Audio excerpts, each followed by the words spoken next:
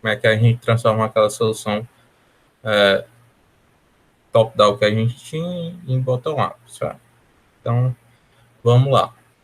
O problema do troco, né? Só para recordar. O problema do troco, a gente tem N moedas, né? A gente tem N tipos de moeda e aí a gente quer saber se é possível ou não dar um determinado troco a uma pessoa, né? Então, a gente... Eu vou definir um max n aqui.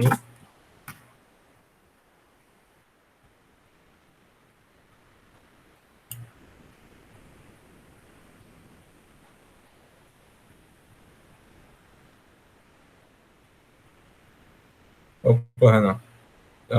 Como eu estava começando aqui, eu estava dizendo que a gente vai transformar a solução top-down, que a gente sabe, de alguns problemas que a gente, inclusive, já resolveu, né? Em, em, em bottom-up, certo? Então, o primeiro problema é o do troco, né? A gente tem, tem um tipo de moeda e cada tipo de moeda tem o seu valor, né? E a gente vai receber int n e um v, simbolizando o troco que a gente quer passar. Então, a gente recebe um n e um v, e aí a gente recebe os tipos, os n tipos de moeda que a gente tem, né?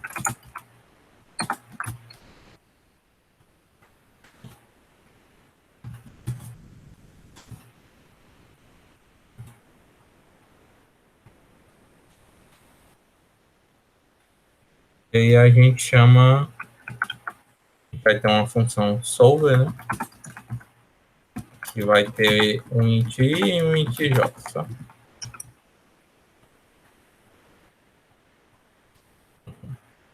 A gente vai perguntar se é possível encontrar o troco com valor v, né? Então, o primeiro parâmetro é o índice que eu dou, né, da moeda. E aí quero verificar se é possível ou não para achar o troco valor v.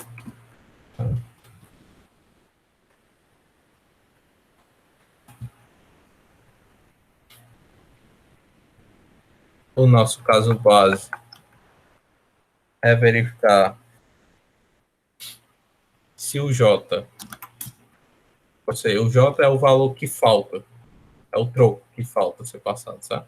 Se o J é igual a zero, e se o J for igual a zero, a gente tem que retornar 1, simbolizando que é verdadeiro, né?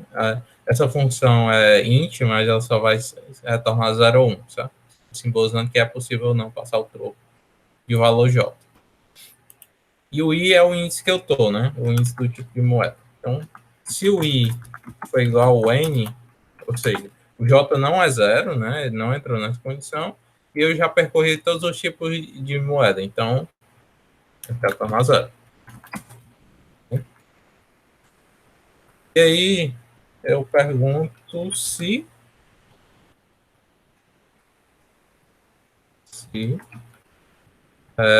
o valor da moeda aí, se o J é maior ou igual ao valor da moeda aí. Por quê? Porque se o J for maior ou igual ao valor I, eu posso colocar a moeda, tá? Eu posso inserir essa moeda. Caso contrário, eu não posso, né? Então, aqui eu retorno. Quando eu não posso, eu simplesmente tenho que ir para a próxima moeda, próximo tipo de moeda, com o mesmo J, com o mesmo valor de troco que eu tenho que dar. Caso contrário, eu vou retornar o máximo entre eu ir para a próxima. Repare, o máximo quer dizer que, tipo assim, se eu encontrar duas soluções tudo bem, o máximo vai ser verdadeiro, né? Então, eu pego o máximo justamente para... Poderia ser um OR também, né? Também daria certo se esse cara aqui fosse booleano, né? Mas, enfim, assim também vai dar certo usando esse máximo. Então, eu tenho que ver o máximo entre eu ir para a próxima moeda não inserindo, ou eu continuar na minha moeda e inserir a moeda na solução. Ou seja, eu tirar o valor da moeda aí. Então, eu retorno o máximo entre isso. Tá? Já tinha visto, né? Então, aqui está faltando... aqui a gente tem a função recursiva, que é fácil construir, né? E aí a gente aplica programação dinâmica. A gente vai precisar de uma matriz, max n por max v, certo? Bem, inicialmente essa matriz vai ser inicializada com -1, simbolizando que aquele valor não foi calculado ainda.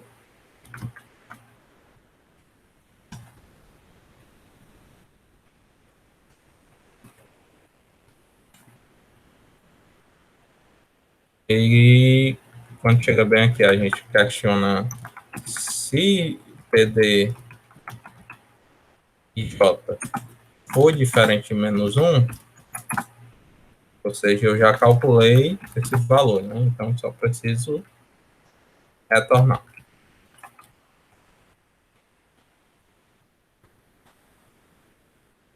Okay? Caso contrário, eu vou calcular PD e J aqui. Calculo PD e J aqui, calculo.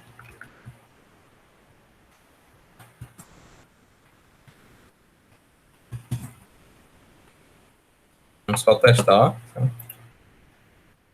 Eu trouxe um exemplo aqui, só para a gente não precisar criar na hora.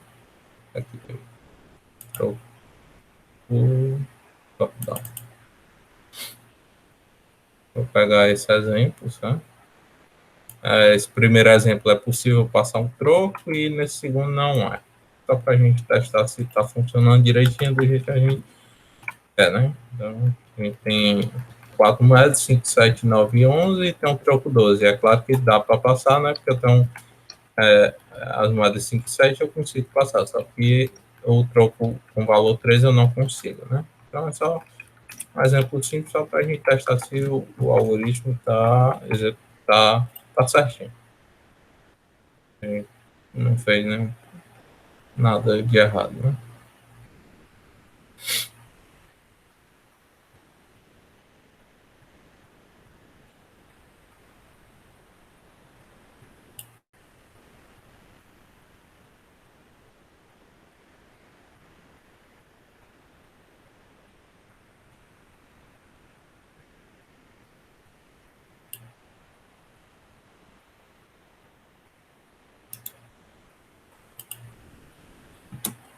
Sim.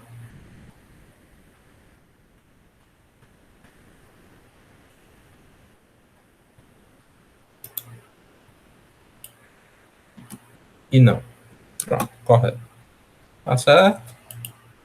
Vocês já estão familiarizados com o troco? Deu para entender essa implementação top-down? Tranquilo, tranquilo? Tá tranquilo por enquanto? Alguma dúvida? Então, beleza. A gente sabe disso aqui. A gente sabe, a gente sabe fazer a solução top-down, né?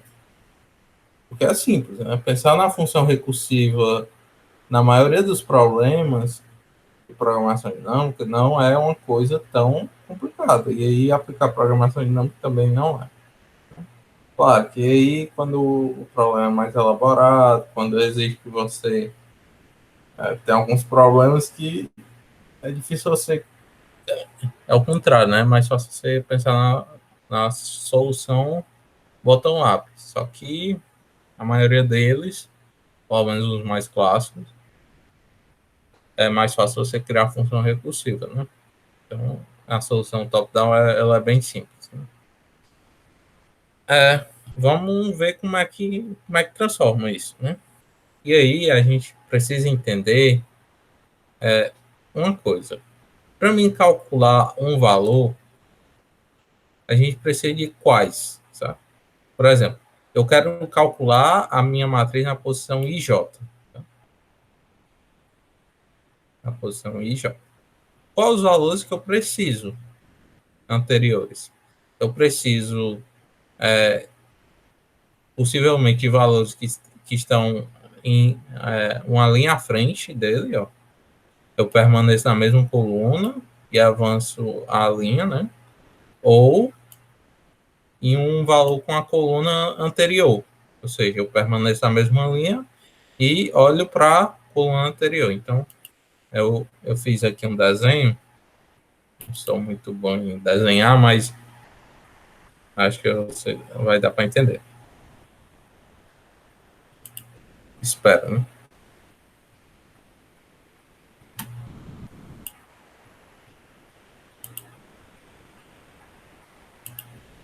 Ixi.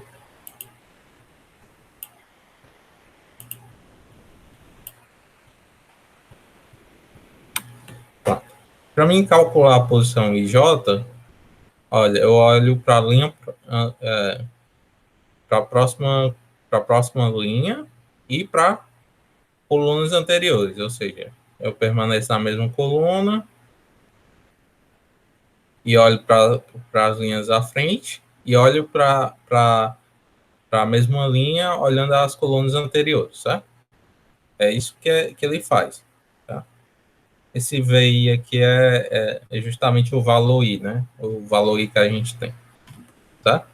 E aí a gente precisa pensar, olha, a gente também tem os casos base, né?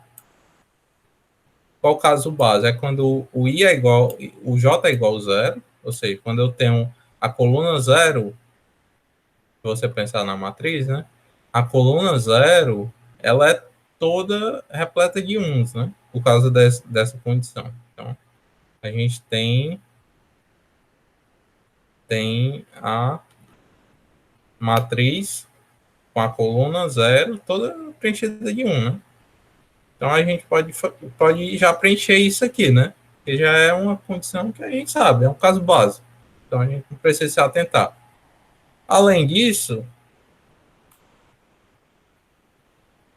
a gente tem que, quando o I é igual a N, isso aqui é zero. Só se atentar porque tem um elemento em comum aqui, né? Tipo assim,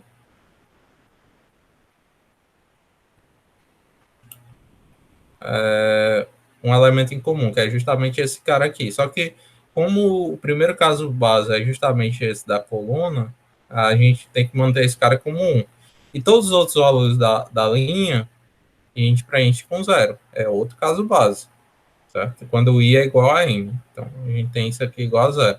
Somente esse aqui, quando o J é zero, porque é como se você pensasse assim, eu chamo a função e o primeiro valor que eu calculo, o primeiro caso, tipo assim, o matriz na posição 0n, né, PD 0n, né, opa, n0, né, na verdade é o contrário.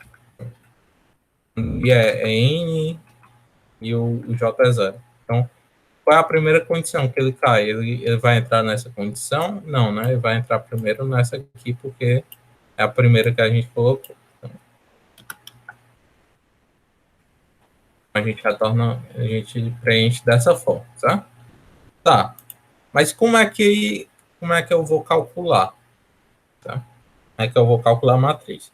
Então, qual é a ideia da solução bottom-up? É a gente construir essa tabela. Só que a gente vai construir baseado em como a gente precisa, né? A dependência dos valores, né? Olha, a gente precisa sempre das colunas anteriores, a mesma linha, e as linhas anteriores, né? Então, primeiro a gente preenche os casos base, né? A gente trata os casos base na matriz. A gente já já coloca na matriz, explicita, né, os valores. Tá? E para os outros termos da matriz, o que é que a gente faz? A gente vai percorrer de forma com que a gente tenha a garantia que, quando eu estiver calculando um valor, todos os valores que eu necessito para aquele já foram calculados. E aí, ó, repare, para mim calcular um determinado valor, eu preciso olhar os que estão na linha anterior, ou os que estão nas colunas anteriores e na linha abaixo. E aí, eu propus percorrer a matriz da seguinte forma. Olha, se eu começar desse elemento aqui, repare que a linha abaixo já foi calculada e a coluna anterior também. Então, se eu for para a próxima, se eu calcular essa posição, eu consigo calcular essa posição. Se eu for para a próxima posição, eu já vou ter calculado as linhas posteriores e a coluna anterior, né? Todas as colunas anteriores. E eu vou preenchendo a matriz da seguinte forma: preencha essa linha, preencha essa linha. Quando chegar bem aqui, eu já tenho calculado todas as linhas, tá? As linhas posteriores, a linha I, sabe? Imagina que eu tenho a linha I, coluna J bem aqui, né? Então, todos esses valores abaixo aqui já foram calculados, ou seja, permaneceram na mesma coluna e estão a linha abaixo, já foram calculados, né? Pela forma como eu estou preenchendo a matriz. E todos os valores da coluna, como eu estou preenchendo da esquerda para a direita, também foram calculados, né? Então, a gente tem essa garantia. Então, se a gente preencher a matriz dessa forma aqui, a gente vai ter a garantia que está tratando os casos básicos, e além disso, a gente está preenchendo, construindo a matriz de forma com que a gente tenha a garantia de que todos os valores que são necessários para calcular a posição IJ, a gente já possui. Tá? Essa é a ideia.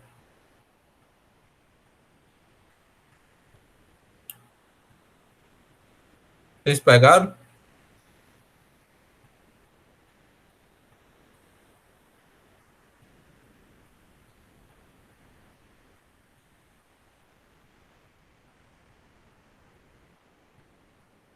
Tranquilo? Então vamos tratar, né? Vamos resolver. Então, ó, eu tenho que começar da linha N-1 e até a linha V, né? Então vamos lá. A gente não vai ter mais a função. Tá? Eu vou só deixar aqui. A gente não vai precisar inicializar a matriz, né? Uma coisa boa. E aí a gente vai fazer o seguinte: a gente vai inicialmente percorrer os casos básicos. A gente vai percorrer primeiro aquele caso lá da coluna 0, sabe? Então a gente vai dizer que PD, a posição de 0, ou seja, na coluna 0, todos esses valores são 1. Tá?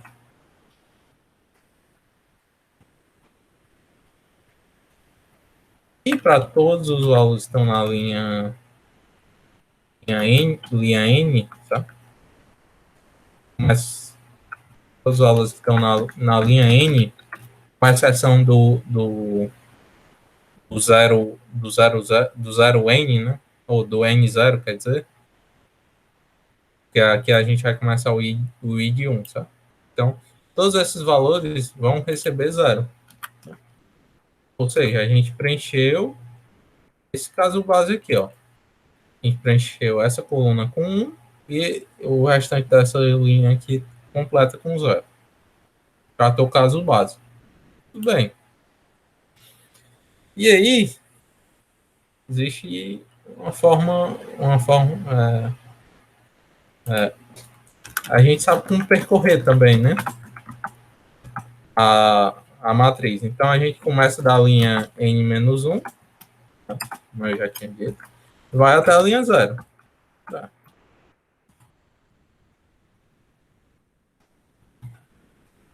Bem, já a coluna, como é que a gente faz? A gente vai calculando a coluna, repara, A coluna é calculada da 1 para frente, ó. 1 até V, 1 até V, 1 até V. Então, sempre, né, sempre seguindo aqui, né? Então, para cada linha eu começo da coluna 1 e vou até a coluna V. Linha 1 até a coluna V, assim por diante. Então, para toda linha, vou percorrer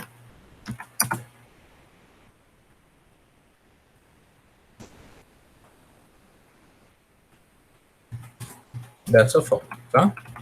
Pronto.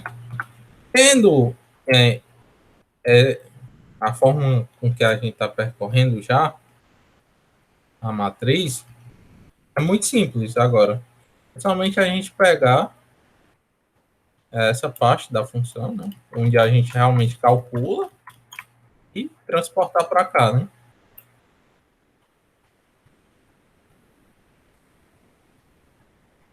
Só que agora, ao invés da gente chamar a função solver, a gente vai fazer o PD.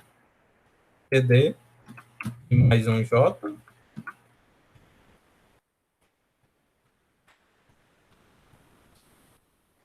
e PD.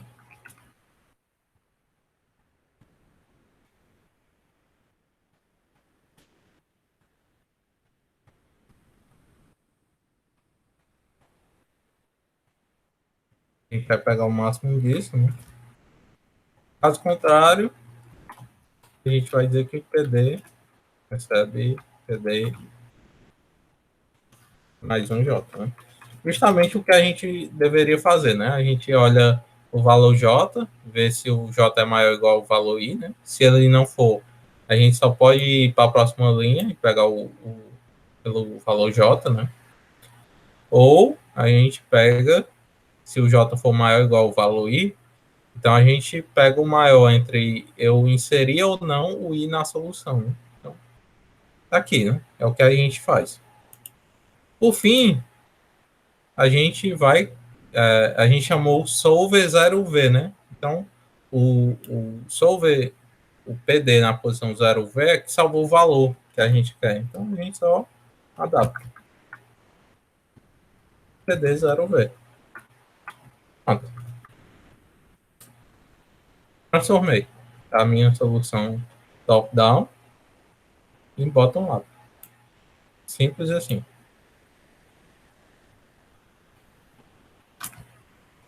Apagar a função aqui. Deu para entender?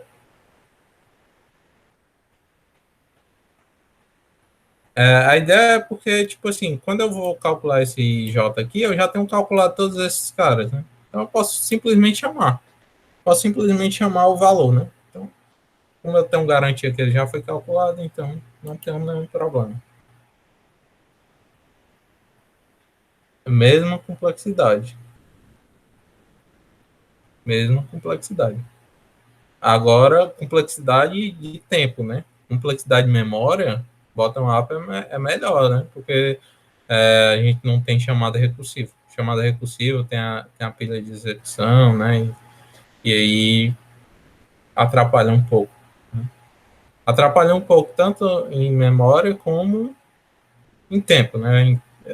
Mas não é algo significativo do sentido de, eu já vi, né? Eu já vi gente falando que tem vezes que a solução top-down não passava e fez o top-down não passava e fez bottom-up e passou. Dava TLE. Mas na maioria dos casos não vai influenciar muito, não. A não ser que a questão tenha um tempo bastante apertado, assim. Bastante apertado mesmo. Mas comumente não tem diferença em tempo, né? Mas ela é um pouco mais rápida, né? Um pouco mais rápida e mais eficiente em memória. Tá? Sim. E tem gente que diga que só existe isso é tipo assim, solução bottom up, ou solução top down não é nem programação dinâmica, né?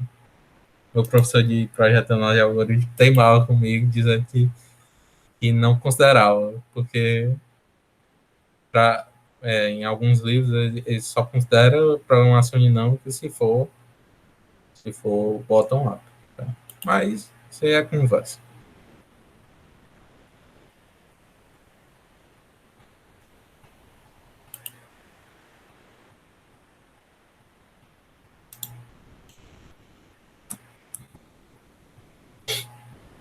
Vou testar aqui, ver se está passando. A gente vai testar numa questão, né? Para vocês convencerem que realmente dá certo. No nosso caso, passou, né?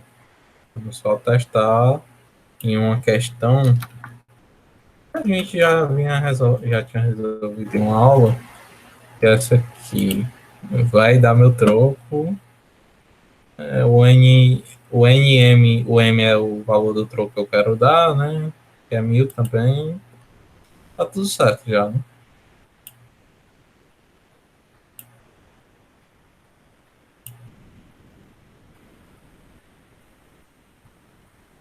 Não vai assistir. Ele não vai assistir a aula, né? Se ele fosse assistir. Não, é porque era chato mesmo, né? Porque, tipo, ele pedia pra gente converter. Tipo, toda vida ele pegava solução top-down e convertia. Mas não era difícil, né? Não era difícil. Era chato, assim. Eu, tipo assim, eu tava acostumado já a fazer top-down, mas depois eu peguei esse jeito de converter. Tá tranquilo. Então, aí o professor era muito bom, né? Ele era bom, então não tive problema. Não. Enfim, vamos só testar, ver se está passando os casos aqui. Aqui assim. Já vamos submeter para ver se realmente passa.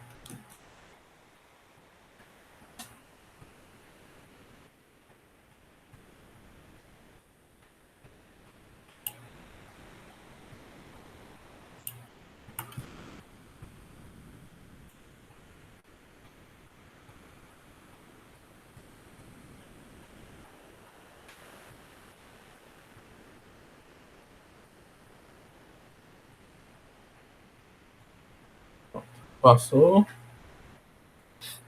Ok. Sim, falando sobre o contest, né? O contest dessa semana nada mais é do que questões de programação dinâmica que a gente já vinha resolvendo.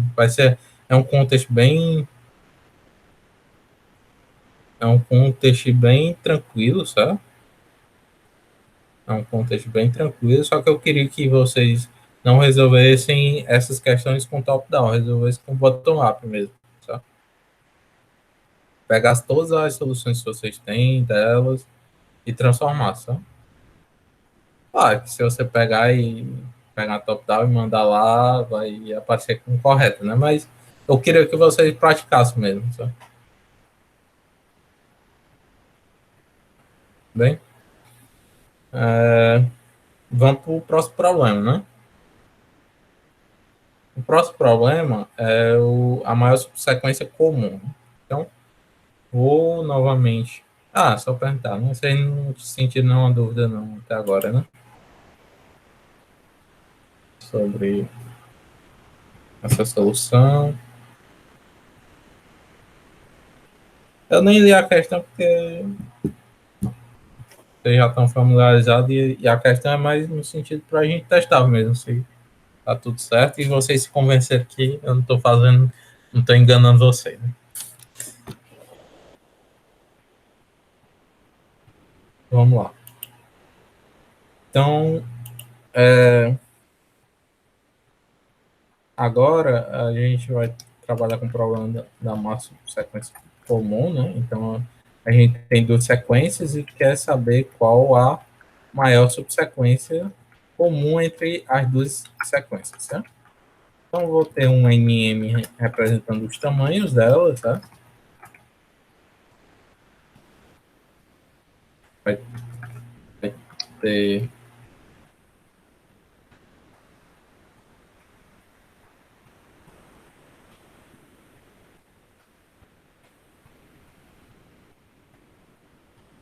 vai ter duas subsequências, vai ter duas sequências, a sequência 1 e a sequência 2. Então, vou receber aqui só para...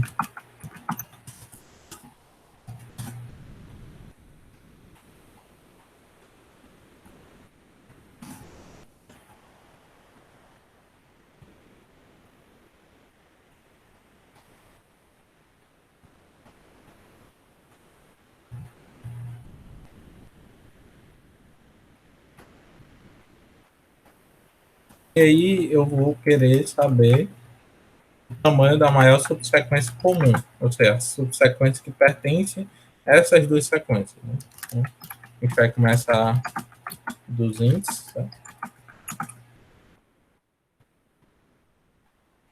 Fazendo foto. Int I e int J. E aí a gente vai chamar o solver passando os índices 0, 0. Usando que eu vou começar do índice 0. Então, o que é que eu vou fazer? Qual é a ideia da função recursiva? Primeiro a gente tem os casos básicos, né? Quando o I é igual ao N ou o J é igual ao M, significa que uma das duas sequências já foram percorridas, né, completamente, ou I igual a N ou J igual a M, ou os dois. Então, não tem como ter nenhum elemento em comum em uma sequência, entre uma sequência vazia e uma sequência qualquer. Né? Não existe elementos comuns. Então, eu já retorno zero.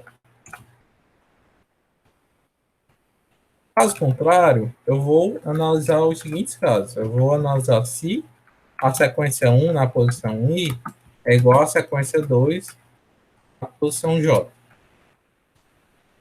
Se isso for verdade, eu vou retornar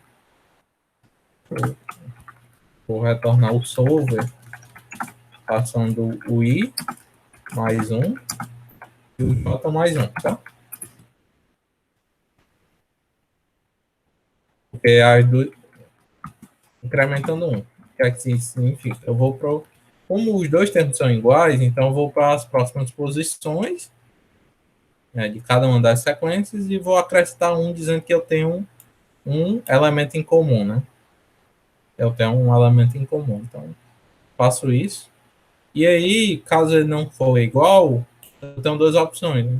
Ou eu vou para o próximo termo da sequência 1, ou vou para o próximo termo da sequência 2. E aí eu retorno o máximo entre essas duas possibilidades. Né?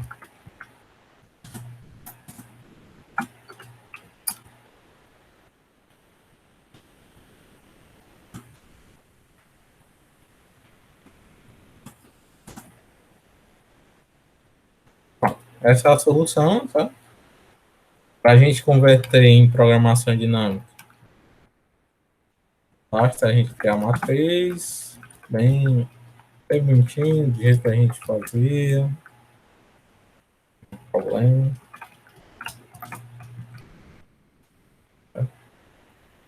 Inicializa a tabela com menos 1.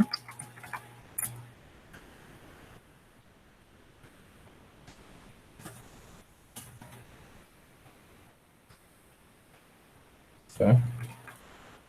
Inicializa com menos 1. Né?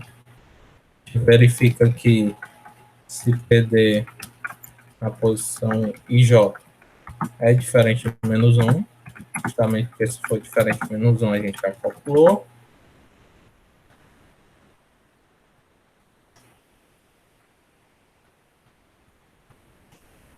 Caso contrário, a gente vai calcular. Né? Então, PDIJ recebe isso aqui, PDIJ recebe isso. E aqui eu retorno PDIJ. Aqui é a nossa solução top-down que a gente aprendeu a fazer em aulas passadas, né? Então, por enquanto tá tranquilo, pessoal?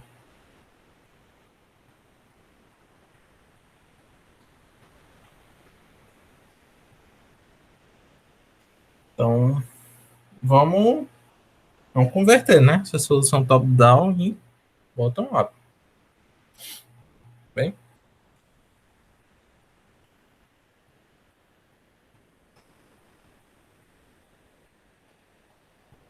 Vamos só testar, né? Ver se está tudo certo, antes de converter.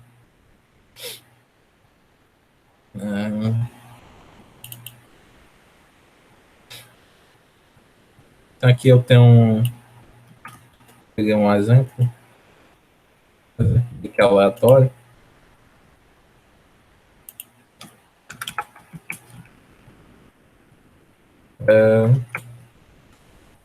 Essas duas subsequências, né? E eu quero a maior subsequência dessas duas sequências, né? Então, a maior subsequência vai ser 5 e 8, certo? Eu vou encontrar nessa sequência. Então, só para testar, a gente vai olhar aqui. Então, mas 5 e 8, o que ele deve retornar aqui é 2, certo?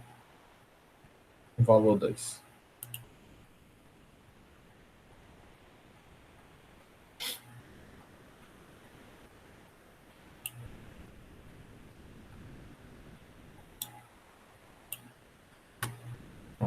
Tá certo, né? Aparentemente está tudo correto.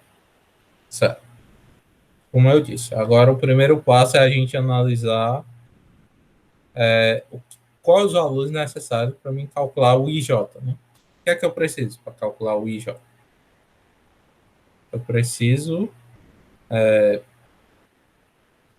de elementos que estão na próxima linha, na próxima coluna, ou estão na próxima linha e na próxima coluna, ou seja, estão na diagonal, né? O próximo elemento da diagonal, né? Isso aqui é basicamente o próximo elemento da diagonal. Se você pega um IJ, o I mais um, J mais um vai estar justamente na diagonal da posição IJ.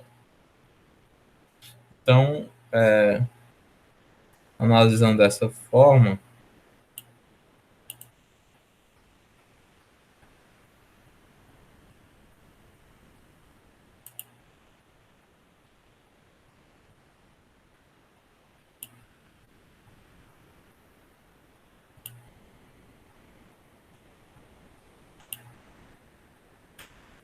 então para a gente calcular a posição IJ, a gente precisa olhar para a próxima coluna, para a próxima coluna, para a próxima linha e o elemento na diagonal. Ou seja, eu preciso ter todos esses já calculados para mim calcular a posição IJ. Tá? Além disso, a gente tem que se o I igual a N ou o J igual a M, a gente tem que preencher com zero, né?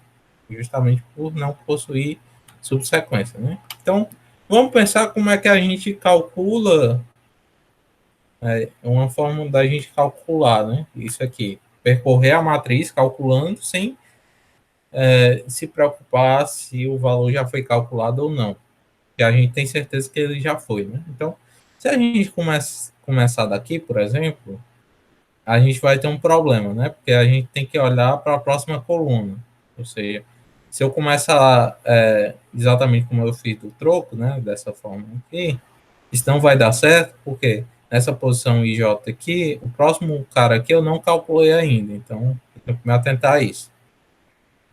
Então, qual foi a forma que eu encontrei de percorrer essa matriz? Foi da direita para a esquerda. Aqui, quando eu estou calculando um valor, esse primeiro valor, eu tenho um valor da próxima linha, da próxima coluna e do elemento na diagonal, já calculado. E se eu percorrer qualquer forma aqui, ó, se eu chegar bem aqui, por exemplo, numa solução IJ, eu vou ter calculado esse cara aqui que está na próxima linha, vou ter calculado esse cara que está na próxima coluna e vou também já ter calculado o próximo cara da diagonal. Só lembrando, pessoal, que pode existir mais de uma forma de percorrer, sabe?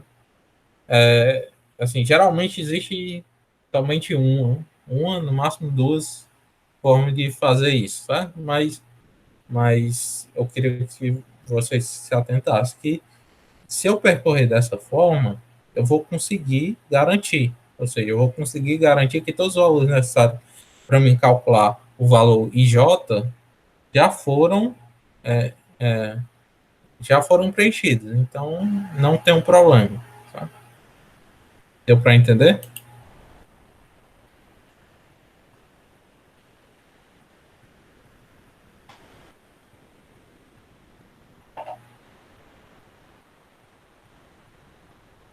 Tranquilo, Renan? Tranquilo, Marcos?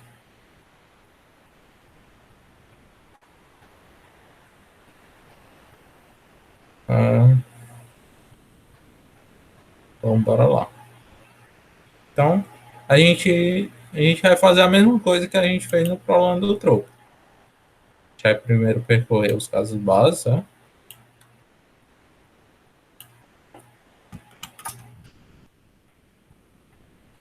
Quando I igual ao N,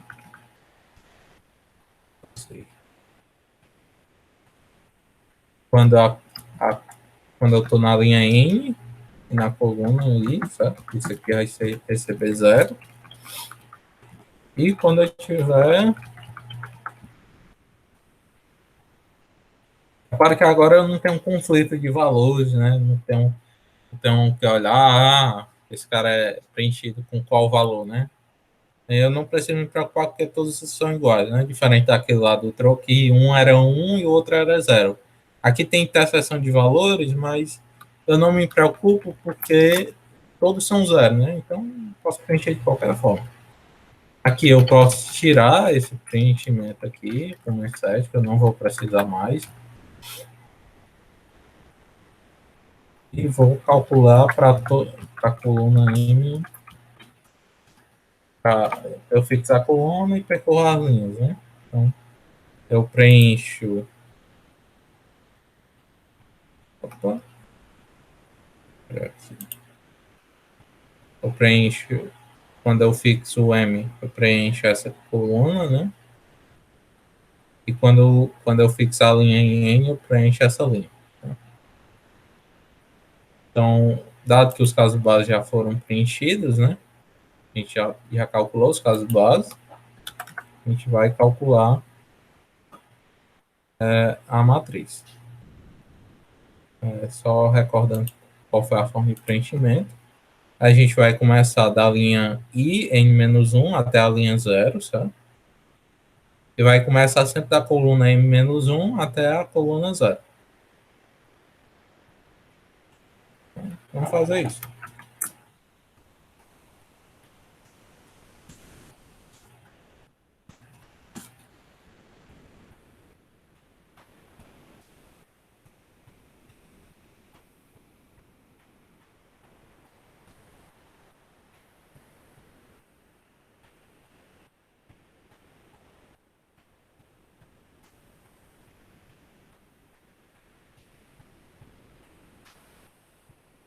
E aí a gente pode novamente fazer aquela mesma jogada de pegar esse cara aqui, copiar, né? Simplesmente copiar,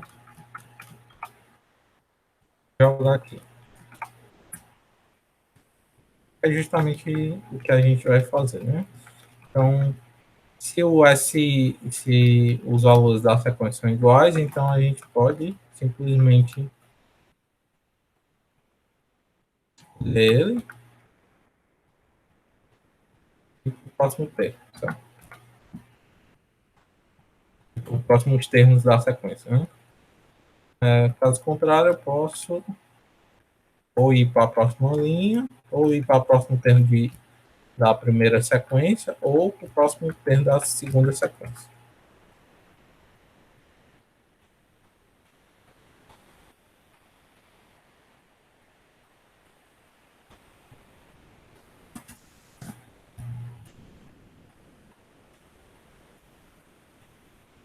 Então, temos nossa solução top-down. E aí, como eu chamei o solver zero, então é só eu acessar a posição PD00.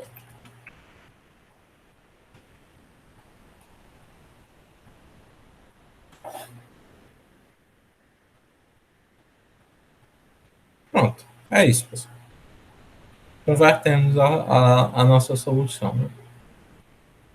Vocês podem também se atentar ao seguinte, né? Porque no do troco, esse cara era 0V, né? Então o último cara que tu vai calcular é o cara que está na primeira linha e na última coluna, que é o cara na primeira linha e na primeira coluna. Então, a forma como tu está preenchendo provavelmente vai influenciar, né? Então, isso aqui vai depender também, né? isso aqui vai influenciar e é uma dica já de como você preencher, né? Uma forma já de como você preencher essa matriz. Tranquilo?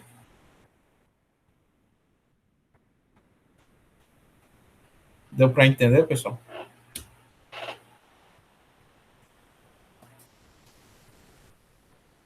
Pois é, dá para fazer muitos problemas. Qualquer tipo de top-down pode ser convertido dessa forma. Qualquer tipo. Isso que é o legal. Agora pode ser que dê trabalho, né? Você tentar entender. Mas assim, Matheus, geralmente eu não conheço nenhum problema que seja difícil fazer isso.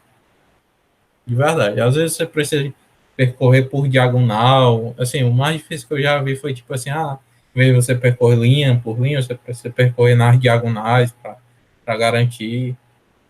Mas isso aí já é uma pergunta que eu não sei, né? Porque, por exemplo, alguns bottom-up eu não sei converter em top-down. Infelizmente. Para aquele lá da maior subsequência crescente, eu não sei como converter. Na verdade, eu acho que existe alguma coisa que garante que toda a solução top-down existe uma respectiva, né? Mas não é tão simples achar, né? Não é tão simples converter um bottom-up em um top-down, não. Não é.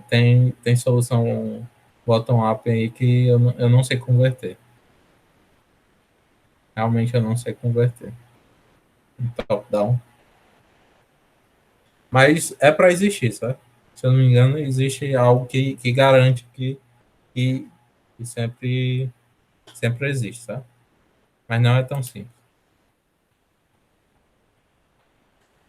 Bem que isso aqui não é tão simples também, né? Mas dá para você converter, né? Seguindo o passo a passo, dá para converter. Só testar aqui, apagar a função aqui.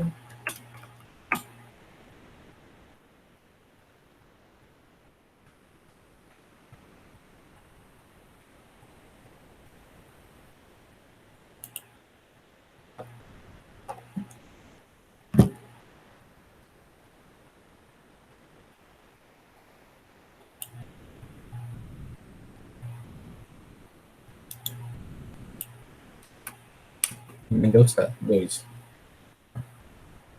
Então, aparentemente está correto. Vou só aplicar em uma questão, né? Como a gente fez na última vez. A gente ter uma noção aí como faz. Certo? Tranquilo por enquanto? Vou aplicar nesse aqui, maior ancestral comum. Né? Vocês não lembram? A gente resolveu em aula também essa questão. Que é basicamente você calcular o tamanho da maior subsequência comum entre as duas sequências, né? São das duas sequências, exatamente como eu fiz lá. E a gente quer saber a diferença, ou seja, a diferença entre o que foi incrementado nessas duas sequências, né? Como se fosse sequência de DNA e quer saber quantos elementos são incrementados. Então, basicamente é você encontrar o tamanho da maior subsequência comum e subtrair dos tamanhos NM, tá? Então, você tem que mostrar esses dois valores. Então, é basicamente você pegar isso aqui, fazer isso aqui.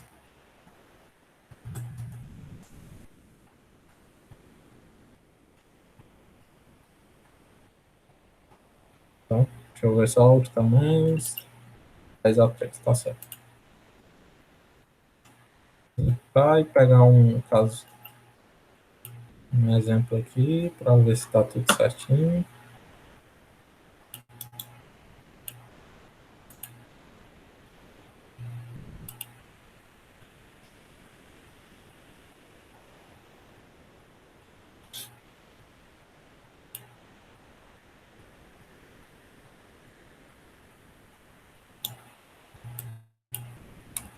2 e 3. Tá? Submeter aqui. É 10 a 3 também. Tudo certo.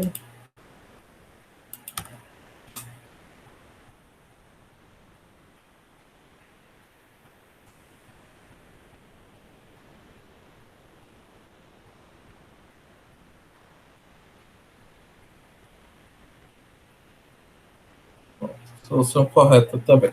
Certo?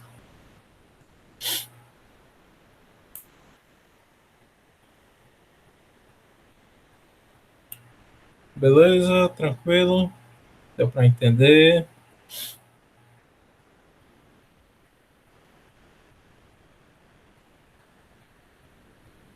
Esse conteúdo, assim, não é bem um conteúdo, né? Eu quis aplicar, acho devido a uma dúvida do Matheus, como é que fazia as soluções do bottom-up e tal.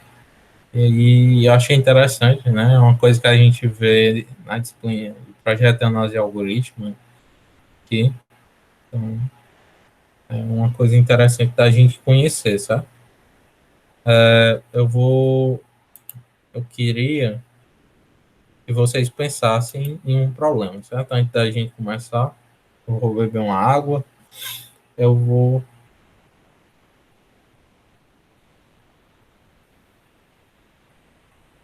passando em cana, bem tranquilo.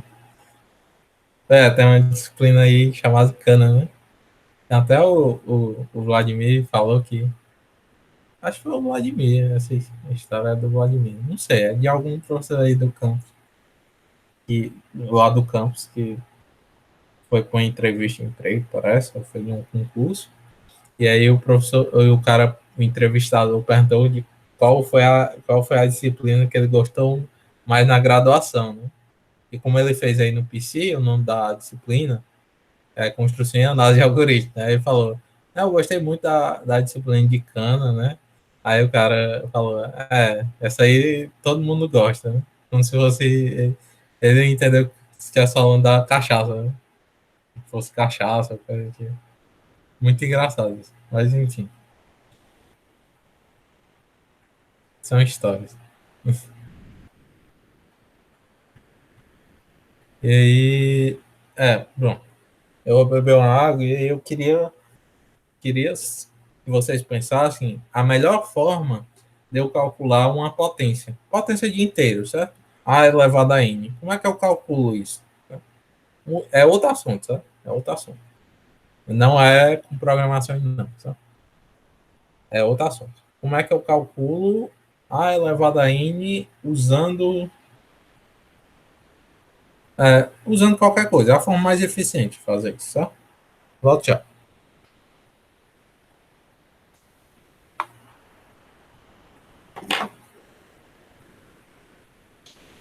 Oi, pai.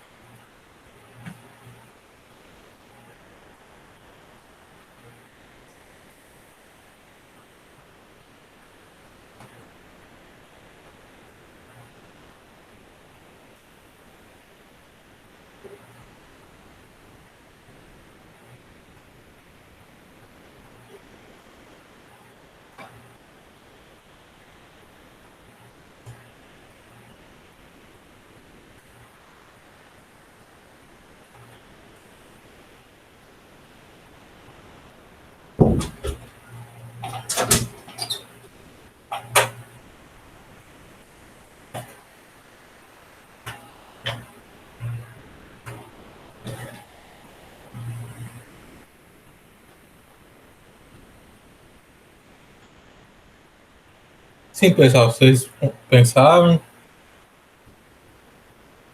Não é bem uma questão, é só era só um desafio, né, que eu propus. Qual a melhor forma de calcular a elevada a n? Pensou, Matheus, em alguma coisa?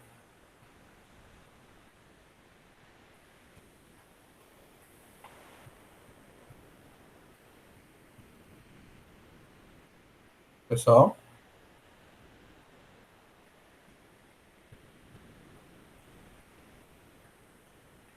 É exponenciação rápida. É exponenciação rápida, tá? Só que ele é um conceito, não é um conceito tão abstrato assim, exponenciação rápida parece ser um negócio que a gente nunca viu antes. E na verdade a gente já viu, que é basicamente divisão e conquista. É uma coisa que a gente viu, né? Divisão e conquista. Então, qual é a ideia da exponenciação rápida, né? Como é que você calcula a elevada a n?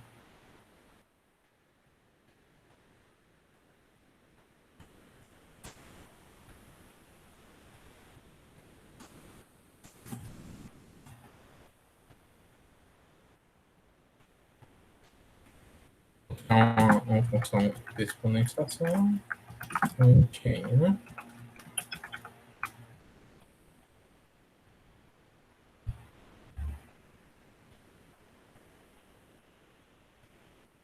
Uh,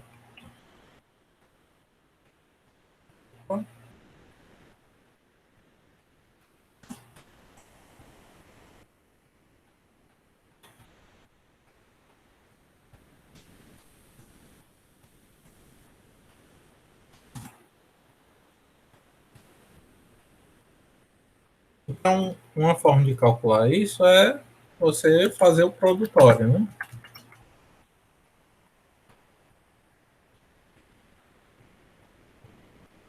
Fazer um int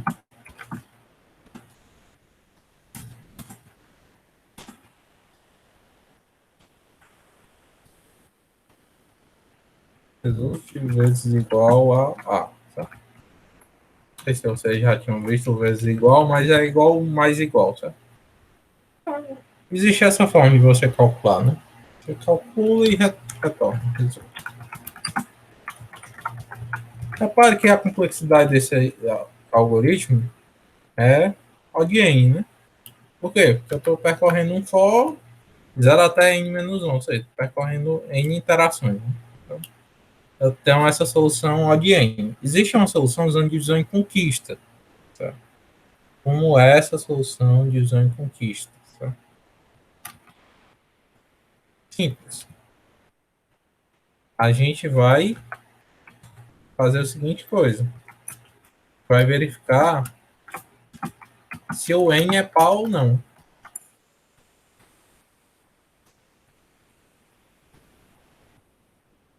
Se o n for par, o que é que eu vou fazer?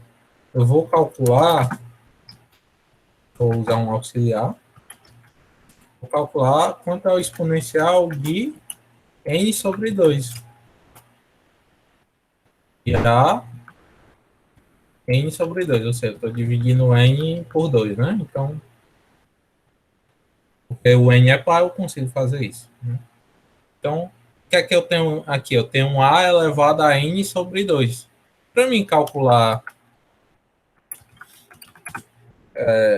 o valor exato, né, é só fazer auxiliar vezes auxiliar. Ou seja, a elevado a n sobre 2 vezes a n elevado sobre 2 é a elevado a n. Então, eu consigo fazer isso.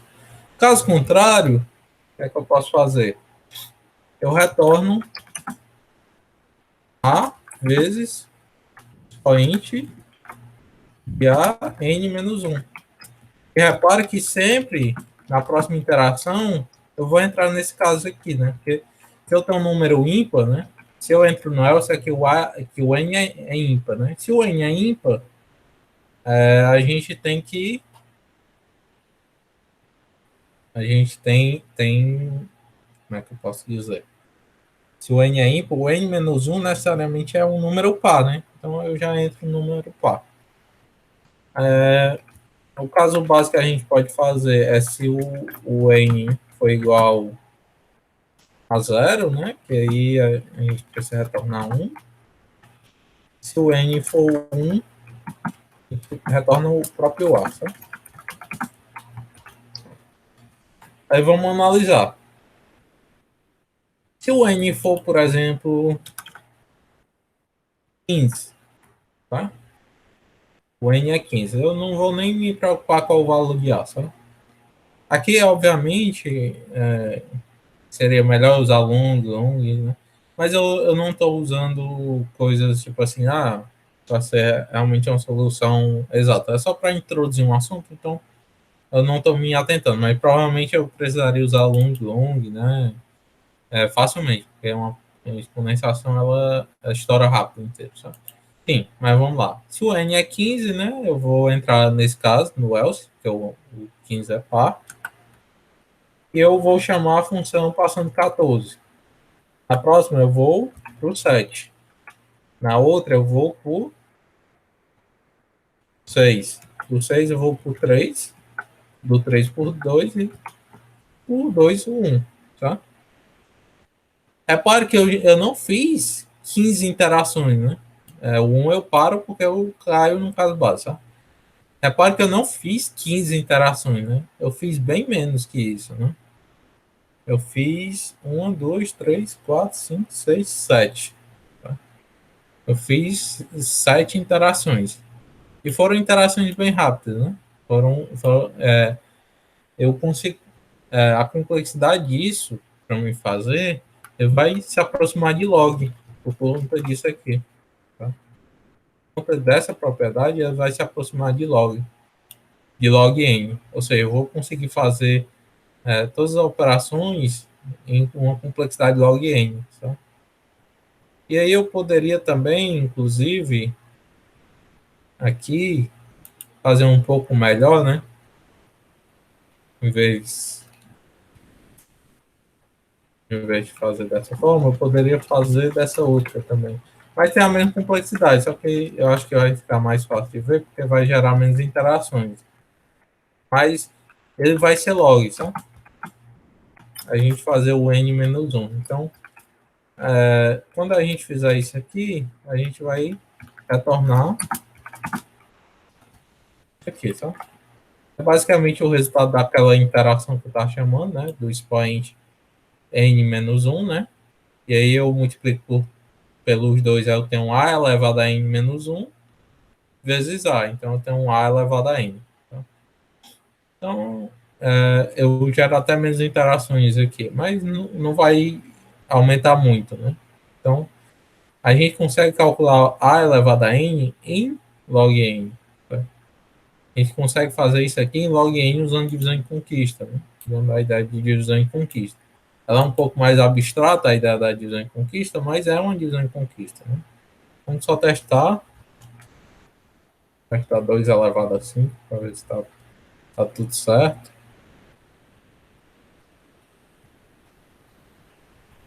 Repare que se o n for maior que 1, nem precisar desse caso base n igual a 0. Só que vai que o n fosse 0, eu ia precisar.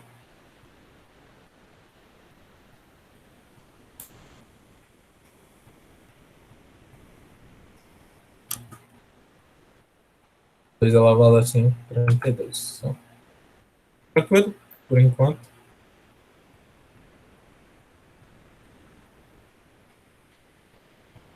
Aí você não calcula, né? O A e o N eles precisam ser diferentes de zero. É uma indeterminação matemática, zero elevado a zero. É igual um dividido por zero. Um dividido por zero não, mas zero dividido por zero. Uma indeterminação matemática.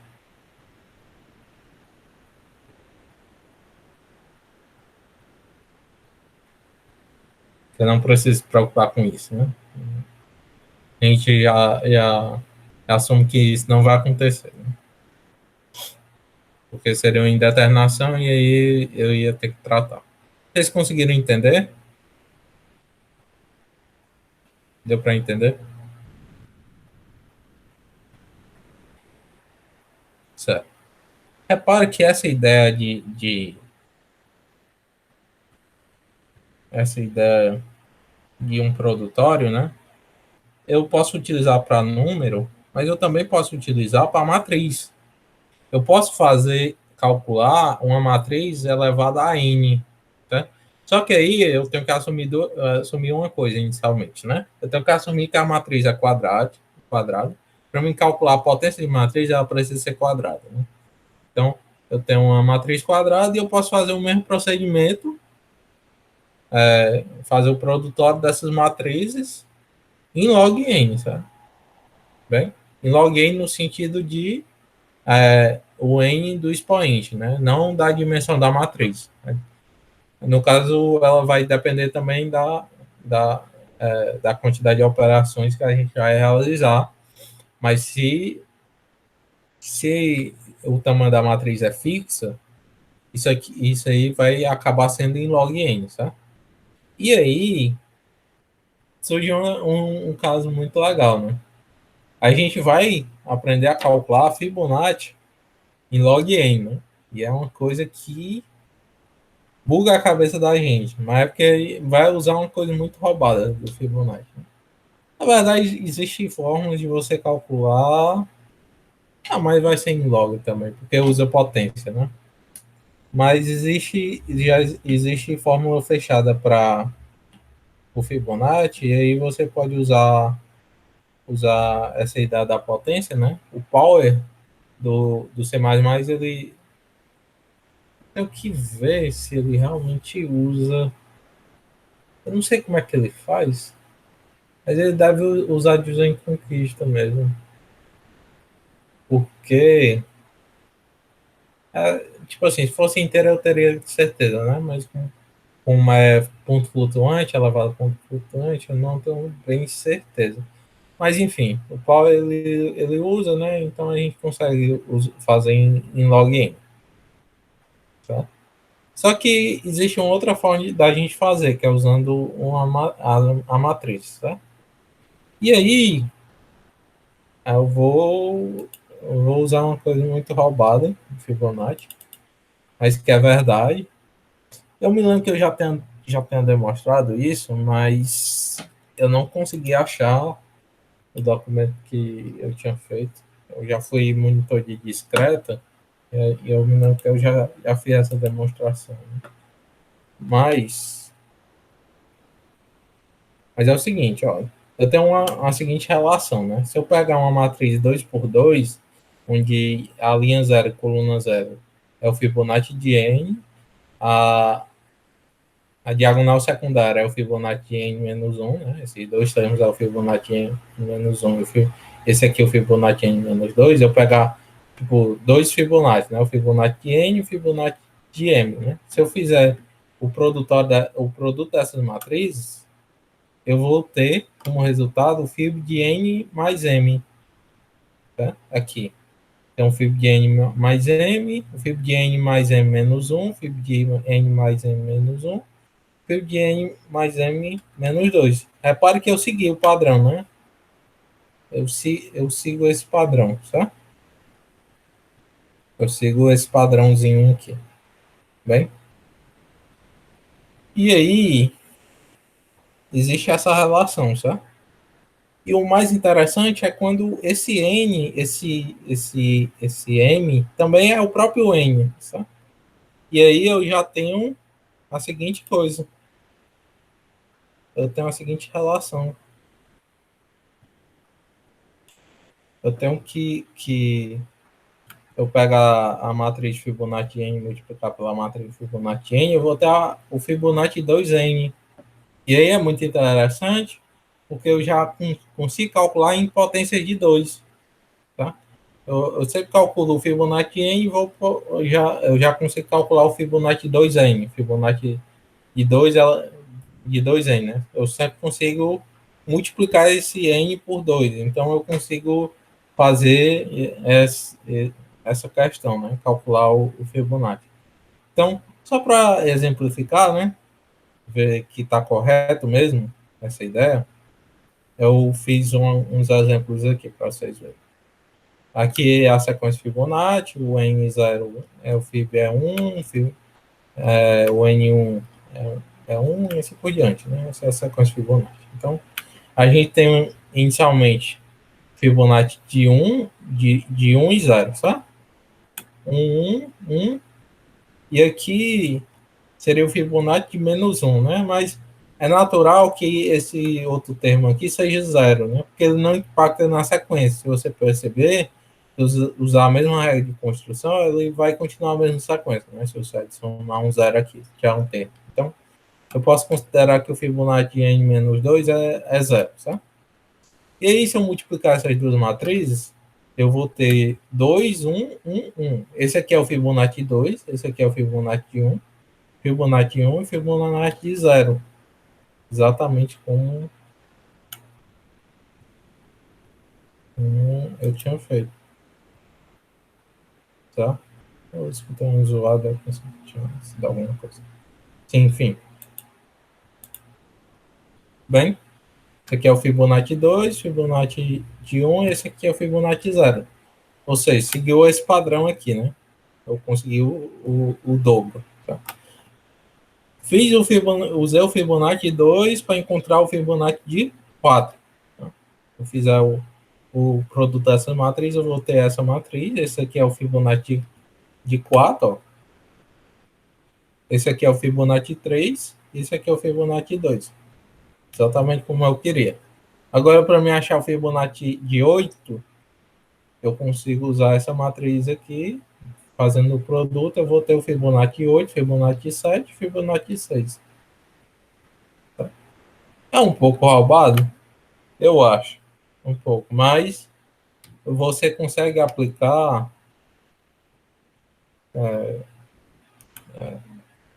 facilmente, né? Você sabendo dessa relação, você consegue aplicar isso de uma forma fácil, né? Tranquilo? Alguém mais aqui achou meio roubado isso aqui?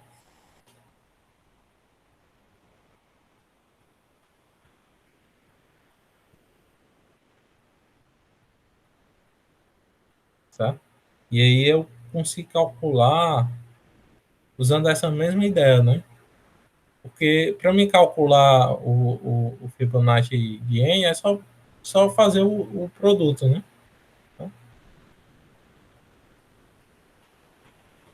vamos lá, programar. Tá aqui é para isso. Então eu vou ter. Eu vou ter duas matrizes para mim facilitar. Eu não vou passar matriz como parâmetro. Eu devo fazer isso. Sinceramente, eu não gosto realmente de fazer isso, a não ser que seja aquela matriz de C++, que ela é mais elegante de ser passada. Mas vou ter duas matrizes, uma matriz inicial, que vai ser justamente essa matriz aqui, essa matriz, exatamente essa matriz aqui, tá? 1, 0, tá? Vou já inicializar ela. E vou ter o resultado que é aí salvar o Fibonacci, tá? E aí eu vou ter o Fibonacci, eu vou ter sequência Fibonacci.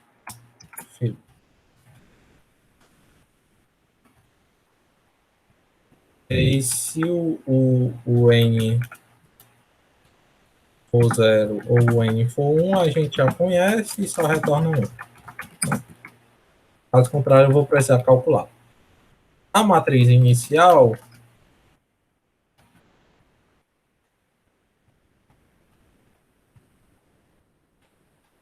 vou ter um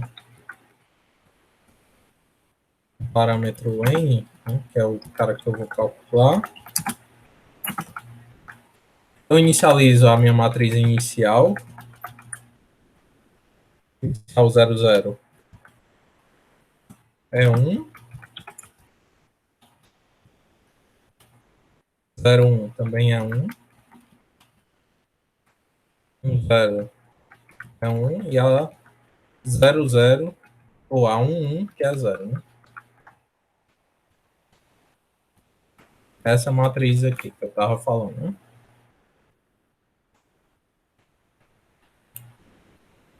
Essa matriz aqui.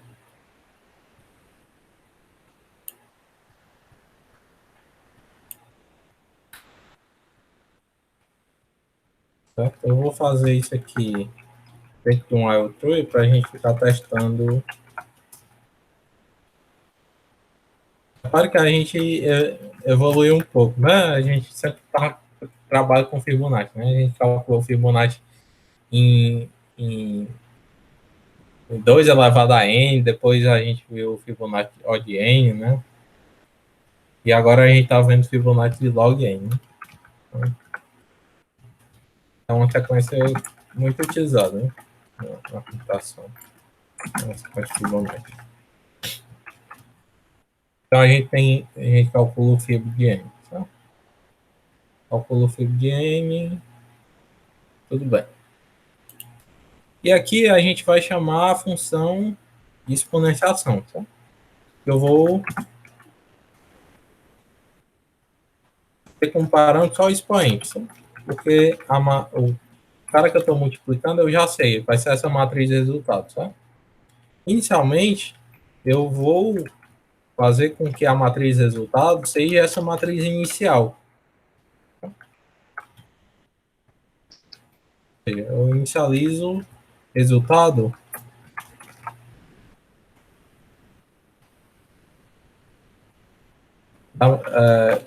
com essa matriz. Né?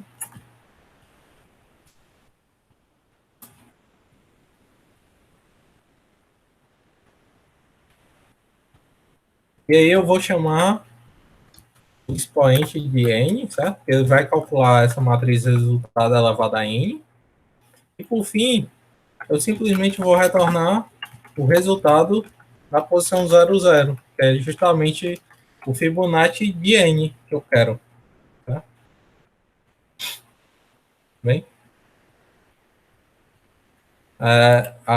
O grande lance está nessa função expoente, né? Que é basicamente a mesma coisa que a gente fez naquela hora, né? Se o n for congruente a 2, eu vou só, para facilitar, vou criar 4 inteiros aqui, que vai ser justamente os valores. Opa,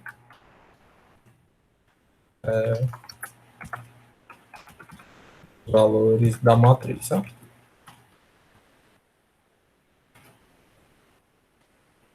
Então, posição 0, 1, 1, 0 e 1.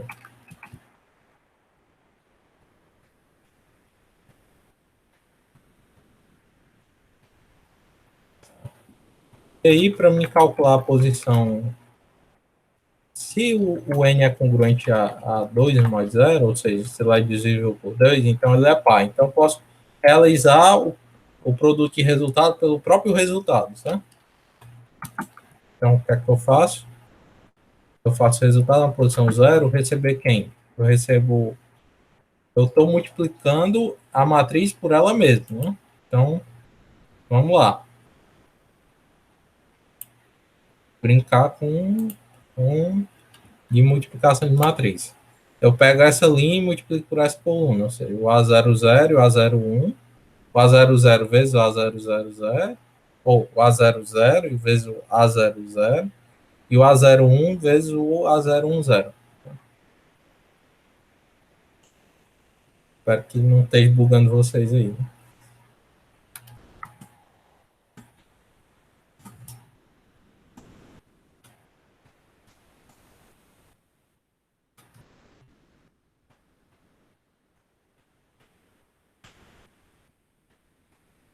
O resultado do 01, ele vai permanecer na mesma linha, né?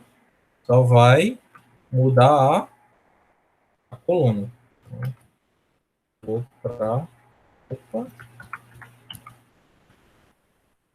repara. Esse segundo termo, como é que a gente calcula?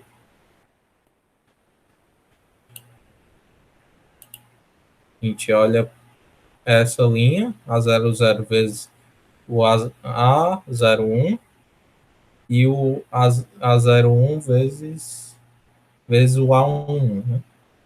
Exatamente o que eu fiz aqui.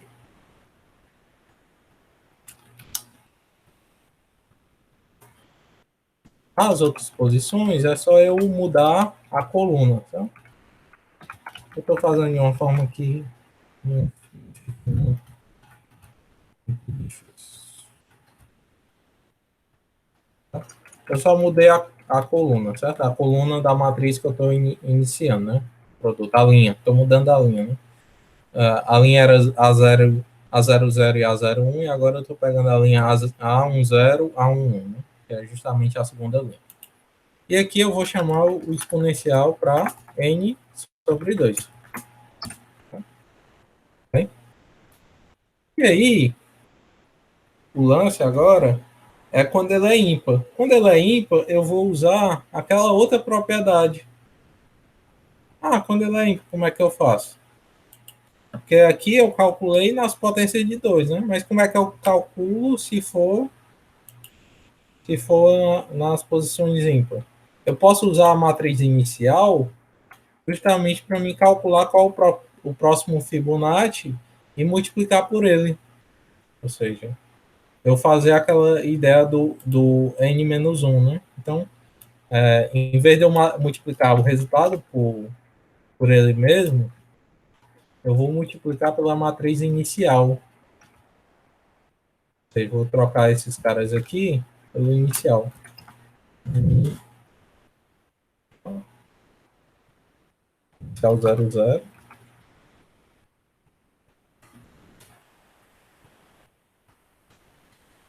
Inicial 10. Inicial 01.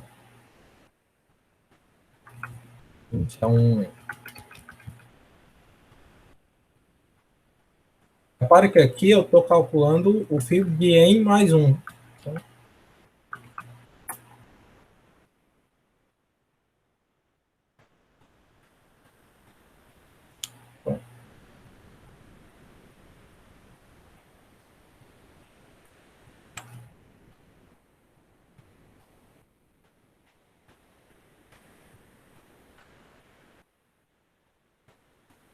agora eu chamo o expoente para n-1. Tá?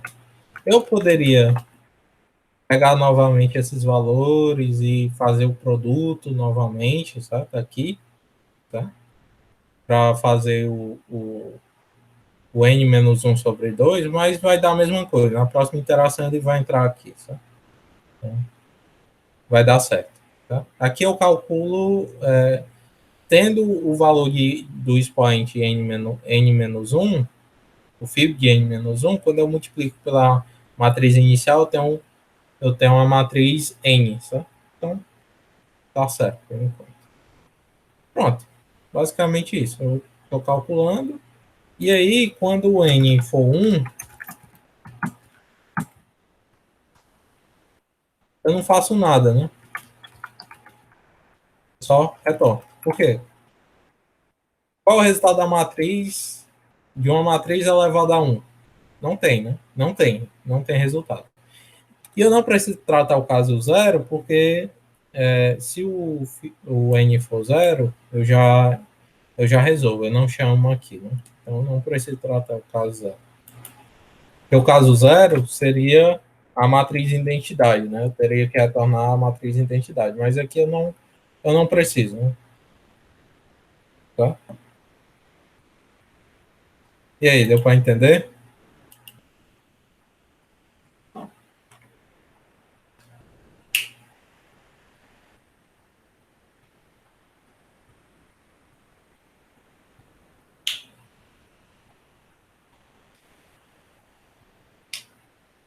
Tá? Vamos só testar, né?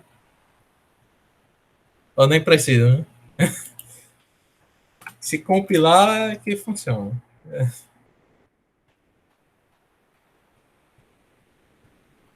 Tinha um amigo que ele que ele, nessas questões do URI, do NEPS, ele nem testava, assim, ele tinha uma confiança tão grande que ele nem testava, né? Ele só se executasse é que tá certo, né?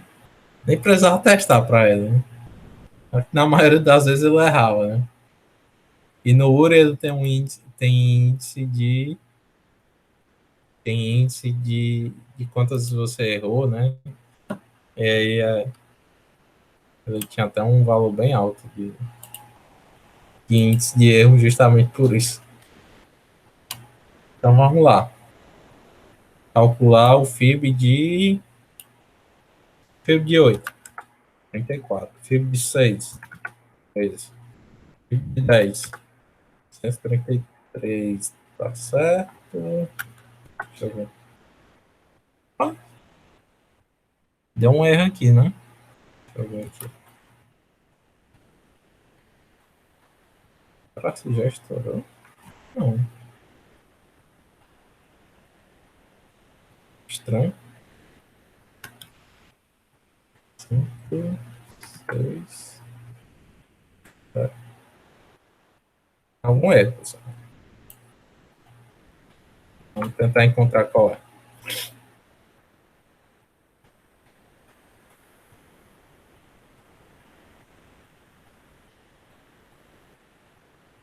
O de potência de 2 sempre está dando certo, né? Aparentemente. Deixa eu pegar o FIB de 16. Não. O FIB de 8 dá certo. Na verdade, o FIB de 16 não sei, né? FIB de 4. Aparentemente, os potências de 2 está dando certo. Mas que estranho. Deixa eu ver aqui.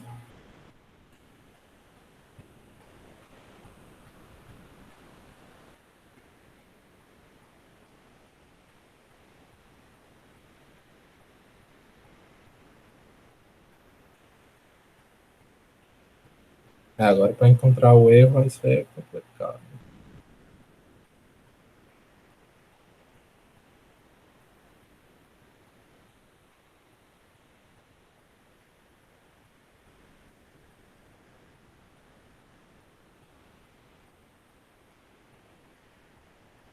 Eu vou fazer o seguinte, eu vou fazer uma coisa. Vou fazer o contrário. Eu vou primeiro calcular. Acho que não tem diferença.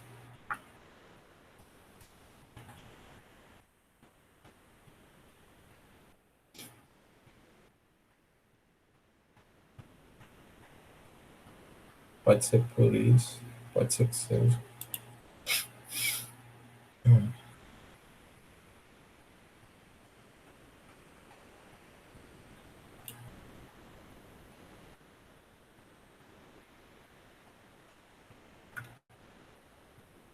Acho que agora que deu certo mesmo.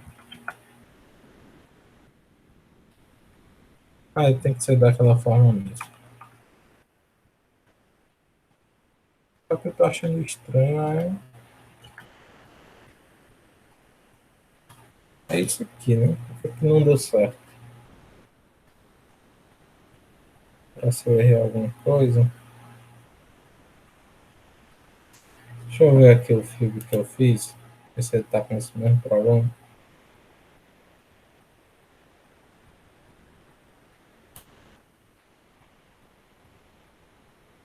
Eu fiz o FIB de N mod M, né? É bem a mesma coisa, né? Deixa eu fazer o FIB de 10 mod 1000. Isso.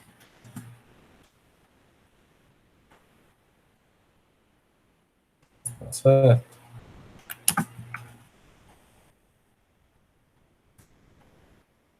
FIB de 92.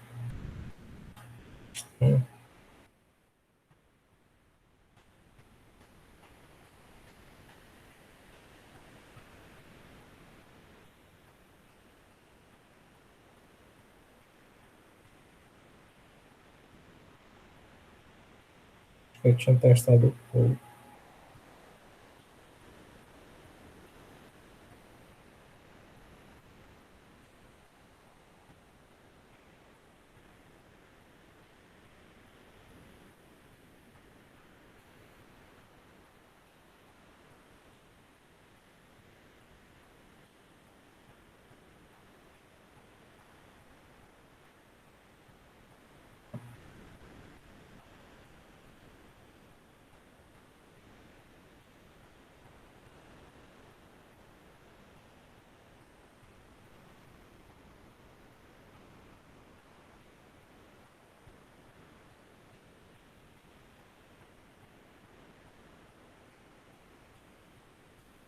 fazer um teste aqui.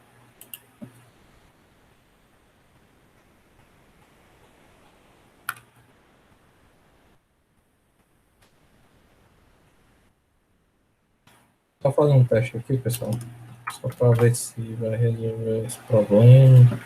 Se é alguma besteirinha, se eu fiz essas notificações erradas, mas eu acredito que não, senão não geraria certo para esses casos, né? Vou só retornar aqui. O que eu vou fazer conforme eu estava imaginando.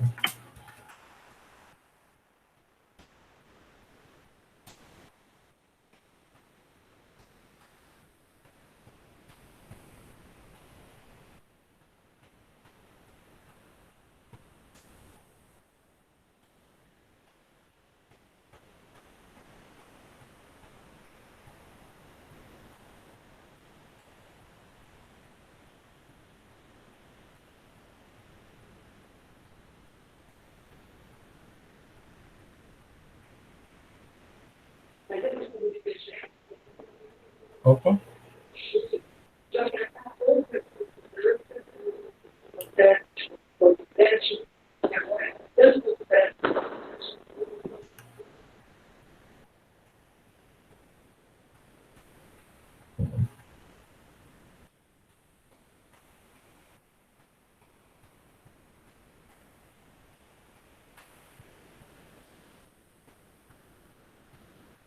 Vai dar erro também se eu fizer isso aqui. Né?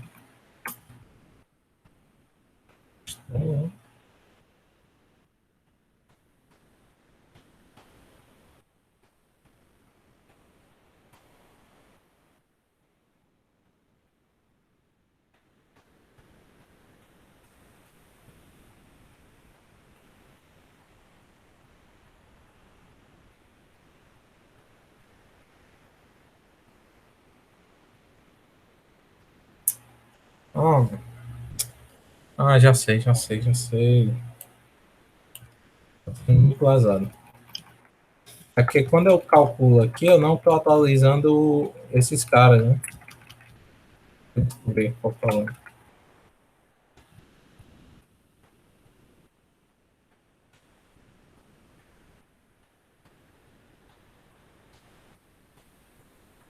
Vou pegar esses caras aqui.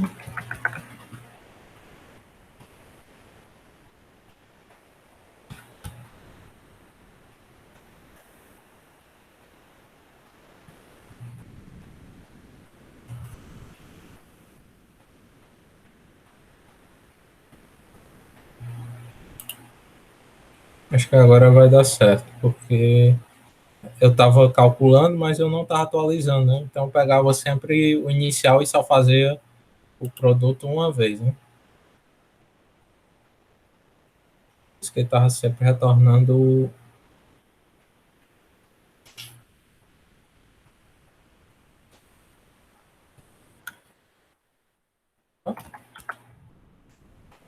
Ah, tá aí.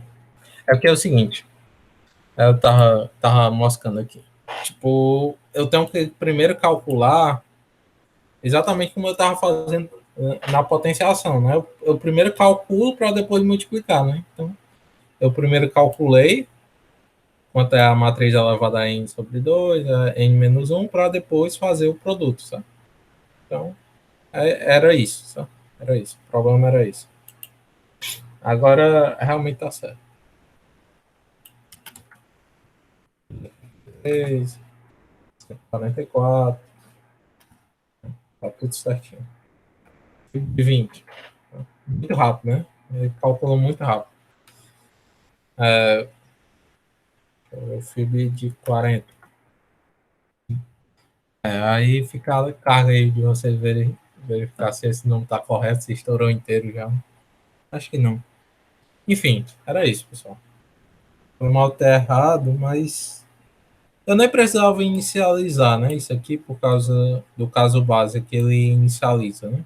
Mas eu poderia também, tá? Aqui, já que eu estou inicializando, não tem problema também, tá?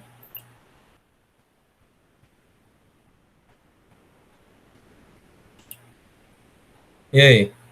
Tranquilo? Deu para entender qual era o erro? É, é isso, pessoal.